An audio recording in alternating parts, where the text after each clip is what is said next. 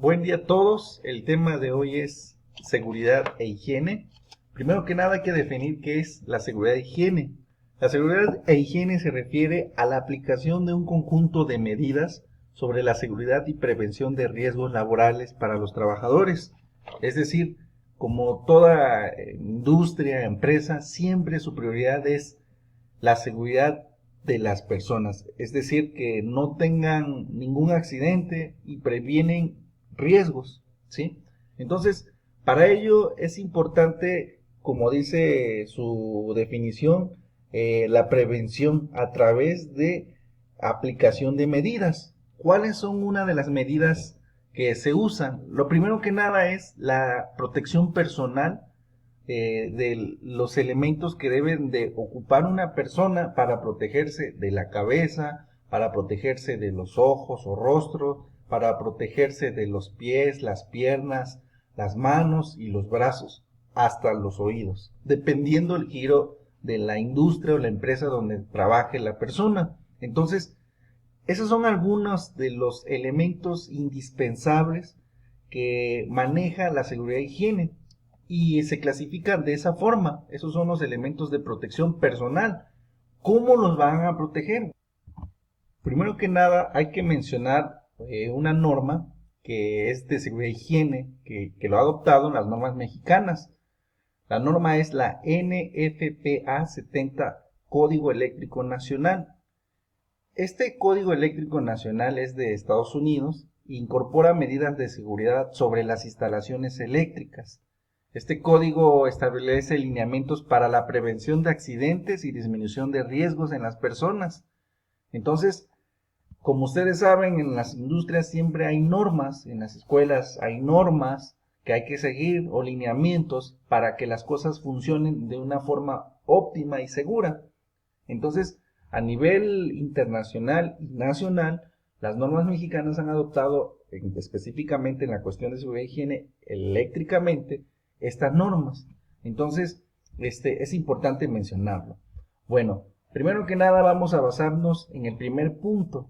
¿Cómo vamos a cuidar nuestra cabeza? Bueno, con un casco. Un casco que nos va a prevenir de si, por ejemplo, las cuestiones de trabajo de altura, si se llegara, por ejemplo, a caer algún objeto y te cayera en la cabeza, ese casco te va a proteger. Obviamente ese casco tiene las propiedades necesarias para poder soportar impactos o golpes.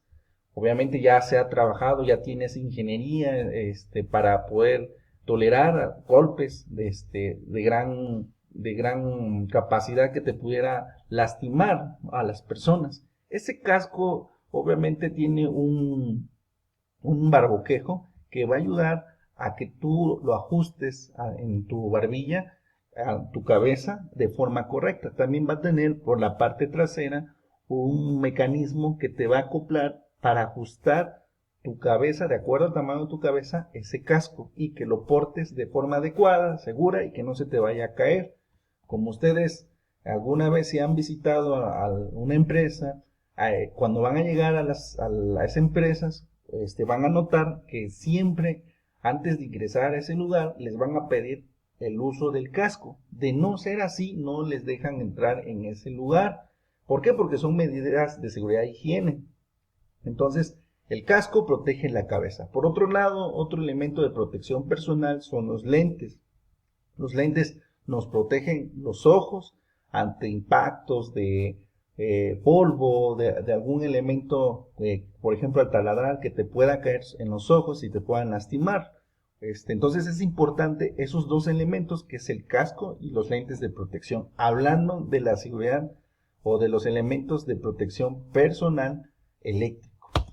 Otros elementos importantes, aparte de los lentes y el casco, cabe mencionar que muchas personas trabajan con electricidad con las manos expuestas, es decir, no usan guantes de seguridad. Entonces, otro elemento indispensable es usar guantes de seguridad.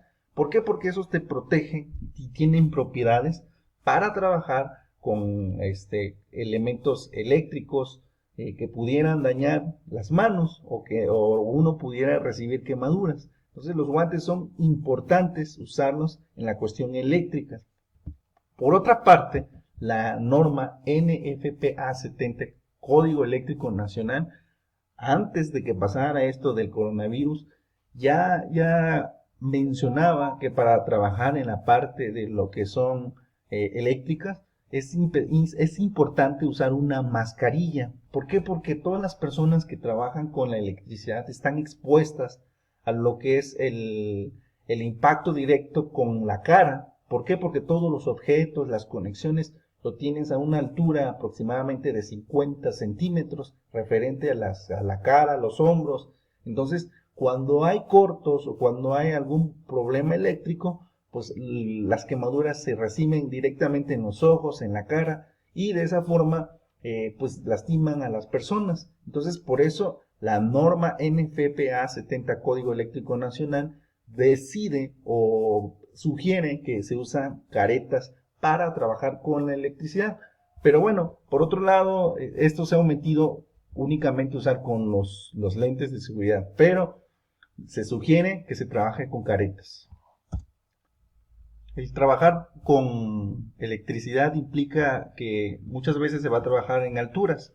A partir de 1.8 metros, las normas te dicen que debes de usar el arnés de seguridad. ¿Qué es un arnés de seguridad? Pues es un sistema anticaídas constituido por un dispositivo de presión del cuerpo destinado a detener las caídas más que nada, como se puede ver en esta imagen. Este arnés se acopla al cuerpo y de esa forma se sujeta con una línea de vida, se le llama, hacia un punto donde si tú te llegaras a caer, quedarías colgado en esa parte metálica, y de esa forma tú te protegerías ante una caída en alturas. Entonces, el arnés es importante cuando se trabaja en alturas. Otro elemento importante es el uso de botas dieléctricas. Las botas dieléctricas son para personas que trabajan con cuestiones de elementos eléctricos, y de esa forma protegen a las personas, a todas personas que vas a trabajar con línea viva, con contacto eléctrico, pues es indispensable que use botas dieléctricas. Por otra parte, si se va a trabajar con electricidad, es importante, y las empresas les dan la ropa de trabajo que sea de algodón, como se puede ver en estas imágenes. Bueno, hay 5 reglas de oro para el trabajo de seguridad con electricidad. Se van a mencionar porque de esta forma los electricistas aseguran y trabajan de forma más eficaz en la parte de seguridad, y de esa forma se pueden proteger. Bueno, la número 1 es desconectar una fuente de energía. ¿Qué es una fuente de energía? Por ejemplo, una pila es una fuente de energía, una pila que alimenta un foquito o un foco o un pequeño LED.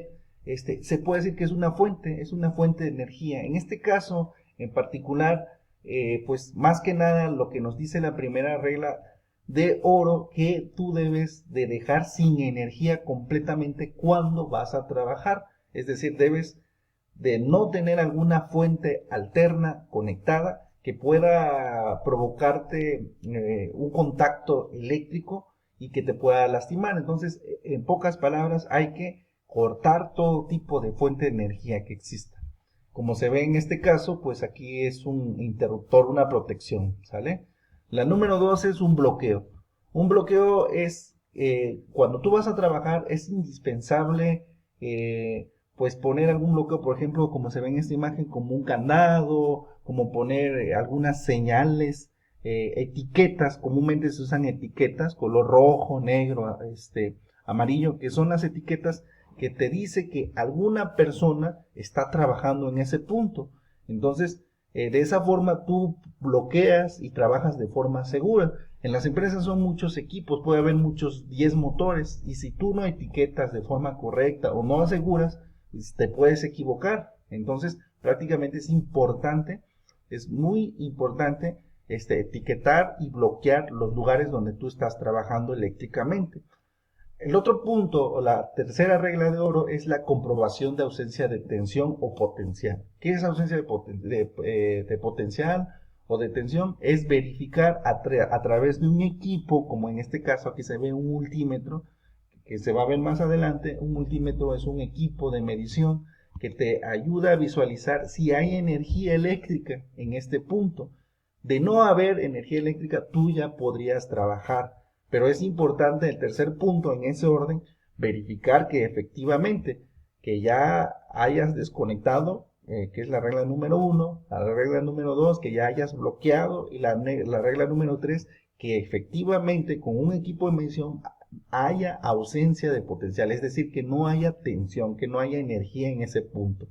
Ya cuando ese punto, cuando lo hayas revisado, puedes pasar a la regla número 5, pero ojo, también es importante que esos equipos de medición, previo a eso, tú revises con otra fuente de energía, verifiques que ese equipo funcione.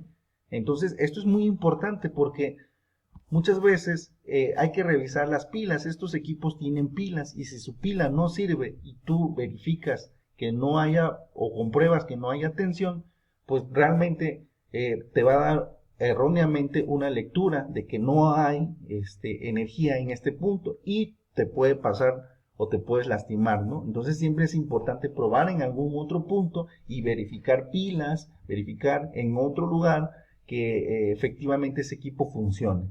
Comúnmente en las empresas estos equipos tienen un periodo de mantenimiento, de revisión, de calibración para que este equipo opere de forma correcta. Pero si tú trabajas de manera personal, siempre es importante verificar las pilas, verificar que funcione de forma correcta.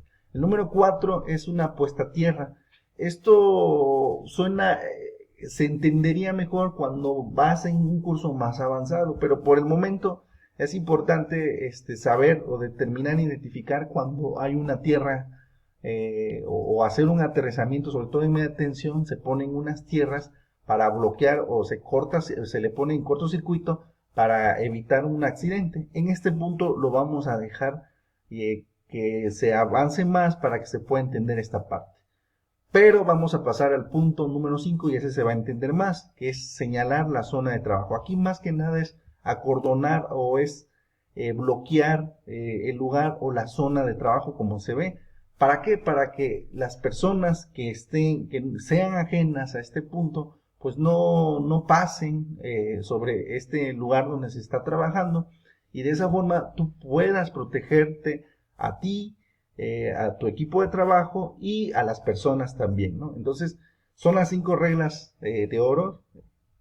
1 es desconectar, evitar alguna fuente de energía que esté conectada a una fuente. 2 es bloquear, etiquetar.